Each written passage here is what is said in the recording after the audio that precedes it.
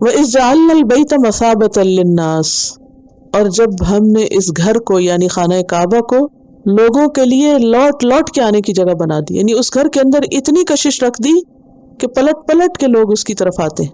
اور یہ ایک حقیقت ہے نا. کیا جو نہ گیا ہو اس کو یہ بات سمجھ بھی نہیں آتی کہ بار بار جانا کیوں. وہ کہتے ہیں بس ایک دفعہ میں پہنچوں، اور جو ایک دفعہ پہنچ جائے وہ کیا کہتا ہے پھر آؤں، پھر کب آؤں گا. میرا خیال ہے ہر جانے والا وہاں جا کے یہ دعا ضرور مانگتا کہ اللہ یہاں پھر لے آنا. تو یہ اس گھر کے اندر اللہ نے خاص کشش رکھی.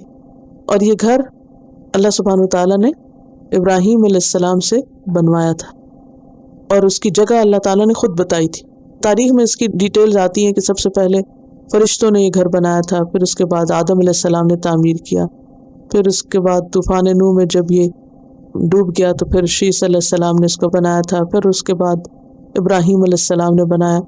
وَإِذْ بَوَّأْنَا لِإِبْرَاهِيمَ مَكَانَ الْبَيْتِ سورۃ الحج میں آتا ہے. اور ابراہیم علیہ السلام نے جب یہ گھر تعمیر کیا تھا تو دعا بھی کی تھی فَجْعَلْ أَفْئِدَةً مِّنَ النَّاسِ تَهْوِي إِلَيْهِمْ، کہ اے اللہ لوگوں کے دلوں کو اس گھر کی طرف مائل کر دے، لوگوں کے دلوں میں اس گھر کا شوق پیدا کر دے. فَجْعَلْ أَفْئِدَةً مِّنَ النَّاسِ تَهْوِي إِلَيْهِمْ، اس گھر کی ایک اٹریکشن ان کے دلوں میں پیدا ہو جائے، پلٹ پلٹ کے آتے رہے. تو اللہ نے دعا سن لی. وَإِذْ جَعَلْنَا الْبَيْتَ مَثَابَةً لِلنَّاسِ، اس کو مثابہ بنا دیا، وَأَمْنًا، اور امن کی جگہ بنایا.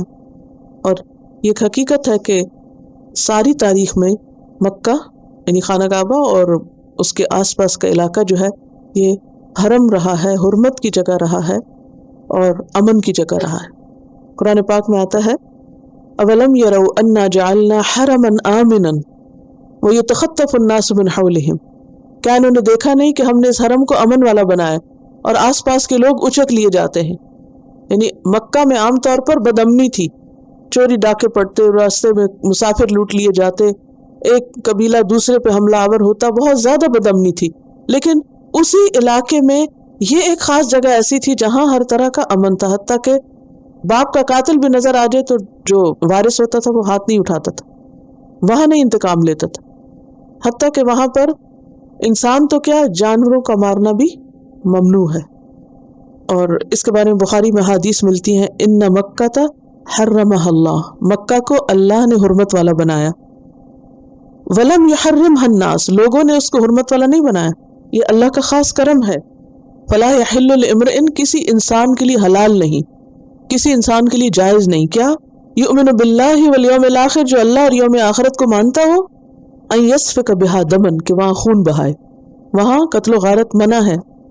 ولا یعضد بہا شجرہ، اور نہ وہاں درخت کاٹے، درخت کاٹنا تک منع ہے، دیکھیں چونٹی مارنا بھی منع ہے. مکمل طور پر امن کی جگہ انسانوں کے لیے، جانوروں کے لیے، پلانٹس کے لیے، سب مخلوق کے لیے جو وہاں موجود ہو. صرف آپ کے لیے اس میں قتال کچھ دیر کے لیے حلال ہوا تھا فتح مکہ کے موقع پر. اور البخاری میں پھر آتا ہے کہ وقد عادت حرمتها اليوم كحرمتها بالامس، اس دن کے بعد اس کی حرمت پھر لوٹ آئی جیسے شروع سے تھی. مکہ کی اہمیت اور اس کی حرمت اور اس کے اندر کا امن، امان اور اس کی خاص خصوصیات کا ذکر ہے، اور یہ اللہ نے اس میں رکھی، کسی انسان کی طرف سے نہیں ہے. یہ انسان تو کسی خاص علاقے کو اگر یہ ڈکلیئر کر بھی دیں کہ یہ سیکیور سٹی ہے تو کوئی گارنٹی دے سکتا ہے وہ سیکیور سٹی کی؟ نہیں. جتنا چاہے کوئی اس میں انتظام کر لے، لیکن وہ امن اور وہ پیس ہو ہی نہیں سکتا جو اللہ نے وہاں رکھ دیا.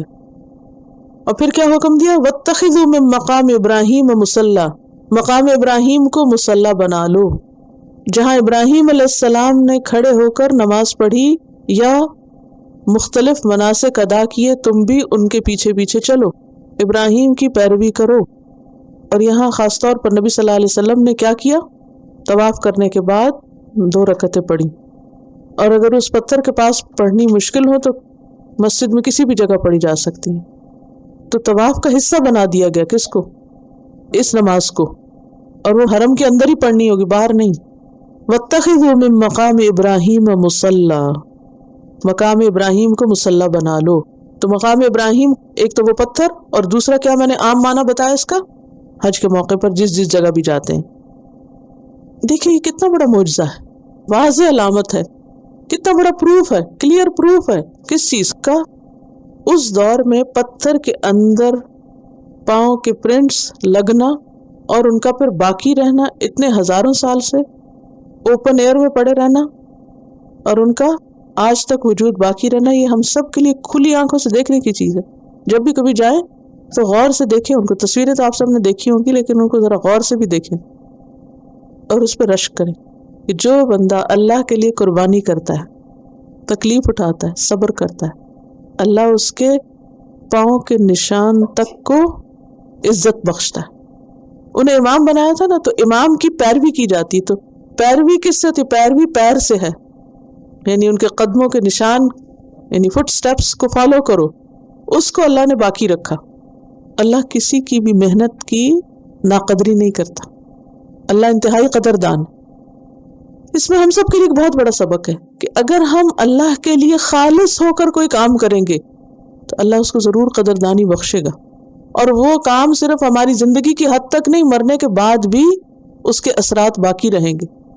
اب دیکھیں دنیا میں ہزاروں لاکھوں لوگ آتے ہیں، کماتے ہیں، کھاتے ہیں، پیتے ہیں، شادی کرتے ہیں، بچے پیدا کرتے ہیں، مر جاتے ہیں، چلے جاتے ہیں، ان کے نام بھی باقی نہیں۔ اگر میں آپ سے پوچھوں کہ دنیا کے 5 امیر لوگوں کا نام بتائیں تو آپ کو نہیں یاد ہوگا، ابھی زندہ جو ان کا نہیں پتا، ان کے مرنے کے بعد کس کو یاد رہے گا؟ کئی کتابوں میں لکھا ہوگا، اور اس سے بھی کس کو کیا انٹرسٹ ہوں گے اپنے لیے۔ لیکن وہ لوگ جو لوگوں کی بھلائی کا کام کرتے ہیں، وہ لوگوں کے دلوں میں رہتے ہیں، اور پھر مرنے کے بعد بھی اللہ سبحانہ وتعالی ان کے نشانات کو باقی رکھتا ہے، ان کے آثار کو باقی رکھتا ہے۔ قرآن پاک میں سورۃ یاسین میں اللہ تعالیٰ فرماتے ہیں اِنَّا نَحْنُ نُحْيِي الْمَوْتَى وَنَكْتُبُ مَا قَدَّمُوا وَآثَارَهُمْ، ہم مردوں کو یقیناً زندہ کریں گے اور ہم لکھ رہے ہیں جو انہوں نے آگے بھیجا اور جو ان کے آثار ہیں۔ آثار اثر کی جمع پاؤں کے نشان کو کہتے ہیں۔ تو عام لوگوں کے لیے تو ان کے آثار مانوی طور پر ہیں، ابراہیم علیہ السلام کے حصی طور پر بھی آثار باقی ہیں، ان کی اولاد اور آگے محمد صلی اللہ علیہ وسلم کی امت کی شکل میں وہ سب کچھ باقی۔ کیوں؟ اس لیے کہ اللہ نے جب حکم دیا تو انہوں نے فوراً اس کو مان لیا۔ پیاری ترین چیز اللہ کی راہ میں قربان کرنے میں دیر نہیں کی۔ تو اللہ کی راہ میں اپنی محبتوں کو قربان کرنا اللہ کے قرب کا ذریعہ بنتا ہے۔ وَأَهِدْنَا إِلَىٰ إِبْرَاهِيمَ وَإِسْمَاعِيلَ أَن طَهِّرَ بَيْتِي، اور ہم نے ابراہیم اور اسماعیل دونوں سے وعدہ لیا کہ میرے گھر کو پاک رکھنا، صاف رکھنا، ظاہری طور پر بھی صاف اور بتوں کی گندگی سے بھی پاک۔ اب آپ دیکھیں کہ ابراہیم علیہ السلام نے جب یہ گھر بنا تو اکیلے نہیں بنایا بلکہ اپنے بیٹے کو ساتھ لیا۔ اس سے کیا بات پتہ چلتی؟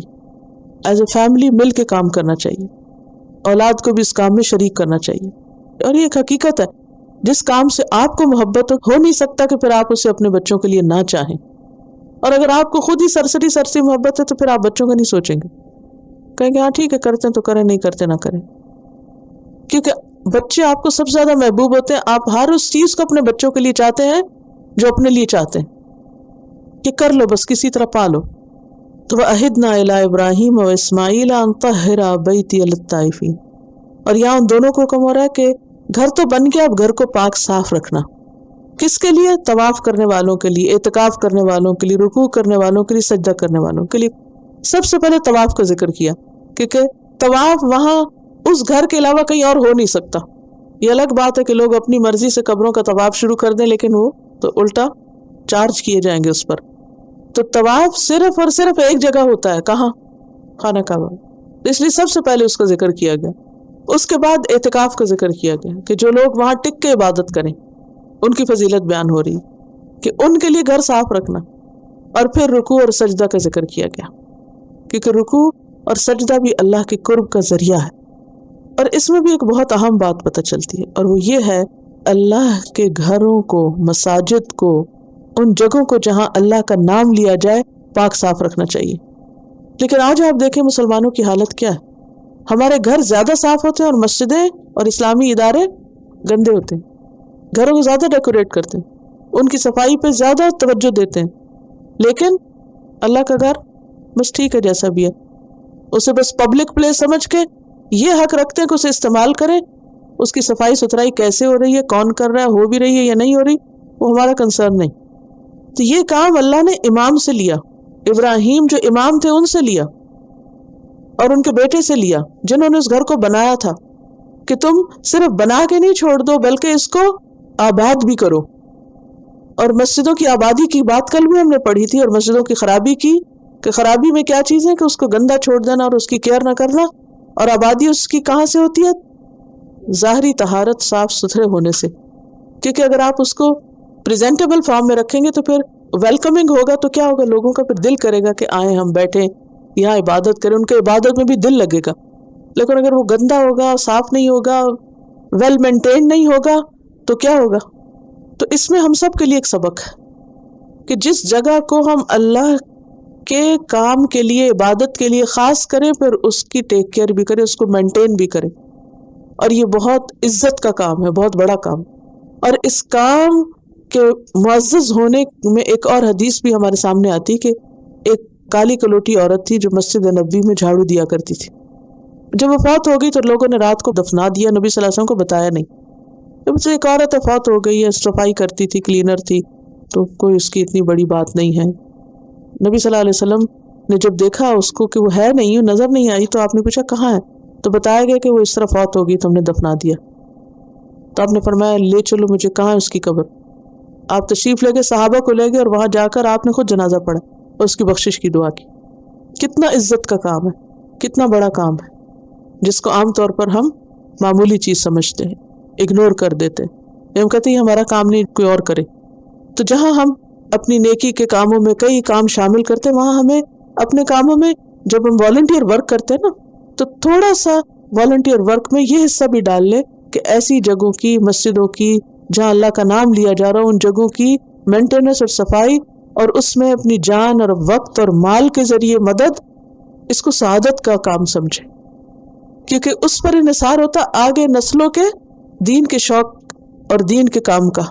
एनी हाउ, तो अल्लाह सुब्हानहू तआला ने इब्राहिम को इमाम बनाने के बाद क्या बनवाया? उनसे घर बनवाया, और फिर उस घर को मेंटेन रखने के लिए कहा। इससे हमें और क्या सबक मिलता है? अब आप मुझे कोई सबक सिखाएंगी? बच्चों को शामिल करना, और क्या, हज और उम्रा करना चाहिए। और इब्राहिम अलैहिस्सलाम इमाम थे, लेकिन उसके साथ साथ उस घर को भी मेंटेन रख रहे थे। बाज़ वक़्त हम ये सोचते हैं हम सिर्फ लीडर हैं और हमारा काम कुर्सी पे बैठना है, बाकी चीज़ें खुद ही हो। आजमाइशों के वक्त सब्र करना चाहिए। और एक और बात यह है कि इबादत के लिए कोई ना कोई मरकज़ होना चाहिए, जगह होनी चाहिए, और उस जगह की हिफाजत होनी चाहिए, उसको आबाद करना चाहिए। और आबाद कैसे होती है जगह? लोगों के आने जाने से, मिल के। अब आप यहाँ देखिए, ताइफीन मिल के तवाफ है ना, जमा है। आकिफीन मिल के इतिकाफ, रुक्का राके की जमा, मिल के रुकू, सुजूद मिल के सजदा, इकट्ठे इकट्ठे काम करना।